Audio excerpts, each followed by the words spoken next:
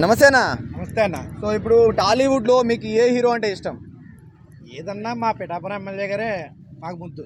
అంటే పవన్ కళ్యాణ్ గారు అంటారు. అంతే. సో పవన్ కళ్యాణ్ గారు ఇప్పుడు ఏవైతే 4 ఫిలిమ్స్ ఉన్నాయి, ఇంకా ఆ ప్రాజెక్టులు కంప్లీట్ చేస్తారా లేకుంటే కంప్లీట్గా పాలిటిక్స్లోనే ఉండిపోతారా? మాకు తెలిసి 2 విధాలుగా ఉంటే చాలా మంచిది అనుకుంటున్నాను. ఎందుకంటే మాకు ఆయన సినిమా చెయ్యాలి అనే తప్ప సినిమాలో మాకు కథ అవసరం లేదు. ఆయన తెర మీద చూస్తే చాలు అని మన రాజమౌళి గారు వాళ్ళ నాన్నగారు చెప్పారు. పవన్ కళ్యాణ్ సినిమా తీయాలంటే అక్కడక్కడ 4 బిట్లు తీసి కట్ చేస్తే పిచ్చిలా చూస్తారండి అని. ఆయన తెర మీద కనపడమే మాకు చాలా అదృష్టం. సో గతంలో వైసీపీ వాళ్ళు ఎలాంటి ట్రోల్స్ చేశారంటే, పవన్ కళ్యాణ్ అసలు వార్డ్ మెంబర్కి నాకు గెలవలేవు, అట్లీస్ట్ నువ్వు ఏమీ కావు, అలాంటి వ్యక్తి 10 సంవత్సరాలైనా పార్టీ పెట్టి నువ్వు గెలవలేదు, అసెంబ్లీ గేట్కి తాకనియమన్నారు. ఈరోజు ఏకంగా అసెంబ్లీ లోపలికి వెళ్ళి డిప్యూటీ సీఎం అయ్యారు. సో మీకు వాళ్ళకు రీకౌంటర్ ఏం చేస్తారు? దీనికి ఒక చిన్న మన అమ్మగారైన రోజమ్మ గారు ఒక డైలాగ్ చెప్పారు. గానిగెద్దుకు వచ్చినట్టు 55 సంవత్సరాలు వచ్చినాయి, ఇంకా 45 సంవత్సరాల్లో పవన్ కళ్యాణ్ గారు లైఫ్ అయితే నీ లైఫ్ అంతా కూడా జగన్ గారు చిటికిన వేల మీద ఇంటికి పీకమన్నారు. మేము మొత్తం జెడ్ కేటగిరీతో సెక్యూరిటీ సహా మొత్తం పీకాం. ఏమండి రోజమ్మ గారు, జెడ్ కేటగిరీ సెక్యూరిటీతో సహా పీకాం. ఈవేళ 10 సీట్లు ఉన్న దాంతో ప్రతిపక్ష హోదా కావాలని ఆయన అడుగుతున్నారు.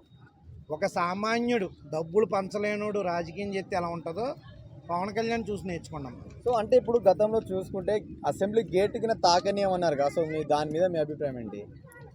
ఏమండి వేళ ఆయన అసెంబ్లీ గేట్ దాటనమని అన్నారు, వీళ్ళు అసెంబ్లీలోకి రాకుండా అయిపోరు కదా. వేళ ఆయన వచ్చి వీళ్ళు కనబట్టలేదు కదా. ఈవిడ ఎక్కడో చెన్నైలో ఉంది.